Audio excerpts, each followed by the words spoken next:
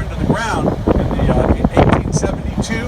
What did they do with all the burnt buildings? They pushed it into the harbor, they pushed dirt on top of it, and then rebuilt the financial district. So recycle and reuse. They took 20% off the top of Copp's Hill down in the north end. They pushed all that into the harbor. And Beacon Hill, you all know where Beacon Hill is, that's where the State House is today.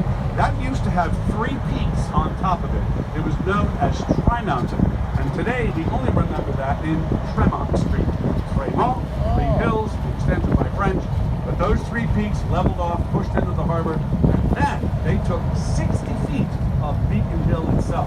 Beacon Hill is still really big, and they put the State House on top of it to prevent anyone taking more of that dirt and pushing it into the harbor, because if they took all of Beacon Hill, Boston would no longer be known as that shining beacon on a hill.